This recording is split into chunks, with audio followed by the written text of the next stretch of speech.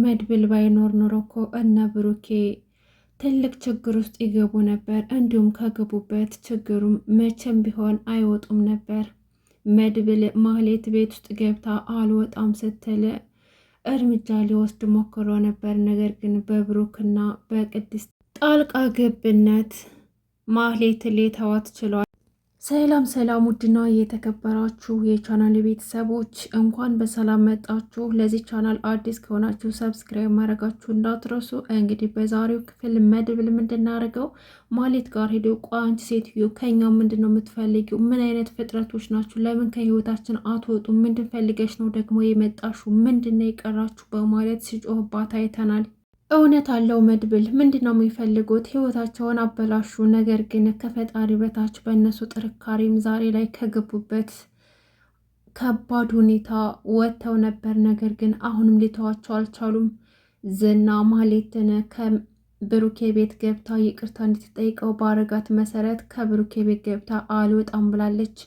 እናም መድብል ማህሌትን ጎትቶ አውጥቶ አደጋ ሊያደርስባትም ነበር። እገልሻለሁ፣ ከዚህ ቤት ካልወጣሽ አንቺ ሴት በእጅ ነው የምጠፊው። ለምን ከህይወታችን አጠፉም? ቆይ እናንተ ሰው በመግደልና ሰው በማሳቀቅ ሰው በማሳደድ ነው ኑሯችሁ ማለት ነው? እናንተ ካልሞታችሁ ሌላ ሰው በህይወት አይኖርም፣ በሰላም አይኖርም ማለት ነው? ቆይ ከኛው ምንድን ነው የምትፈልጊው? በድጋሚ ለምን ወደ ቤታችን መጣሽ? በማለት ሲጮህባት ነበር። ነገር ግን ቅድስትና ብሩክ ገላግለዋታል ማለት ነው። ብሩክ ዛሬ ለመጀመሪያ ትልቁን ውሳኔ ወሰነ። ማህሌት ከቤት የማትወጭ ከሆነ እስካሁን በትዕግስት ይዤሽ ነበር፣ ከአሁን በኋላ ግን ትዕግስቴም አልቋል። አሁን ከቤቴ ትወጫለሽ ወይስ አትወጭም? በማለት ሽጉጥ ደቀነባት። ማህሌት ሽጉጡን ስታይ በጣም ደንግጣና ፈርታ ነበረ። የምትሆነው ሁሉ ግራ ገብቷት ነበር። እናም ትክክል ነው። ብሩኬ ደግሞ ትዕግስቱ አልቋል። ብዙ ታግሷታል። ብሩክ ባይሆን ኑሮ መድብል እስካሁን ድረስ ምን ባደረጋት ነበር? ነገር ግን ብሩክ በጣም አስተዋይና ታጋሽ ስለሆነ በጣም ታግሷታል ማለት ነው። እንደዛ ህይወቱን ምስቅልቅል ካረገች በኋላ ልጁም እንድትሞት ሞት ከፈረደችባት በኋላ አሁን ደግሞ በድጋሚ እንደ ሚስት እያረጋት ቤቱ ድረስ መታ አልጋ ቤት ውስጥ ገብታ አልወጣም ብላ ግግም ብላለች። ብትገሎኝ ይሻለኛል፣ ከዚህ ከሄድኩኝ ዝና ስለሚገለኝ ለመሞት እዚሁኝ በክብር በሞት ይሻለኛልም ስትል ሰምተናል። እንግዲህ ማህሌት በህይወቷ ተስፋ ቆርጣለች።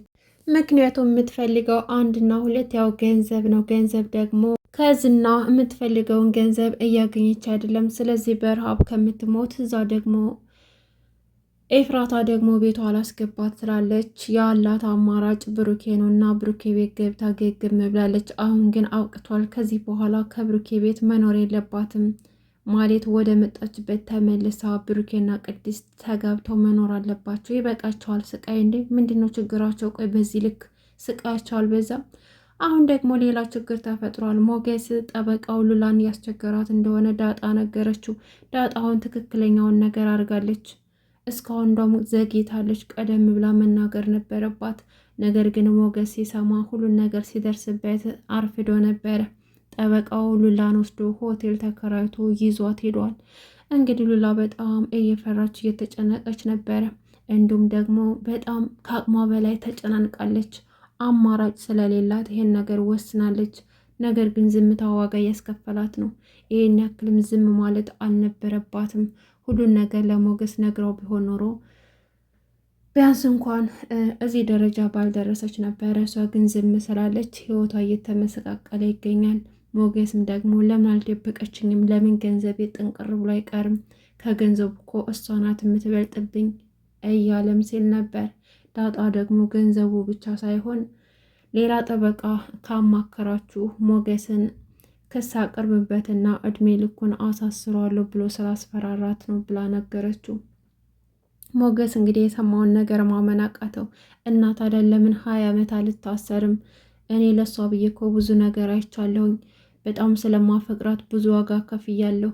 እንዴት እንደዚህ ያደርገኛል? ለምን ለእኔ ነግራኝ ለምን 20 ዓመት አልታሰርም ሲል ነበር። ሞገስ በጣም በሁኔታው ተበሳጭቷል፣ ተናዷል። ቀጥ ብሎ ወደ ቤት ሲሄድ ሉላ ቤት ውስጥ አልነበረችም፣ እረፍዷል።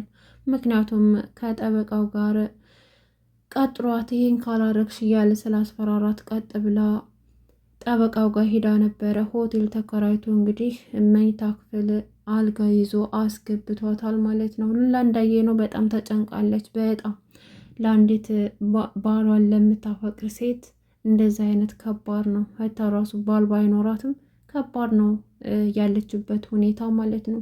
በዚህ በኩል ሞገስ እንዲጨናነቅ አልፈለገችም። ንብረቱንም እንዳጣ አልፈለገችም።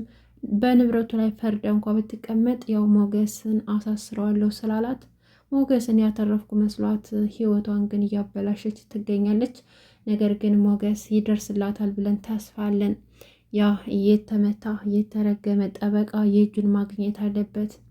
ሉላን ምንም ማድረግ የለበትም። ሉላ በፍጹም ምንም መሆን የለባትም።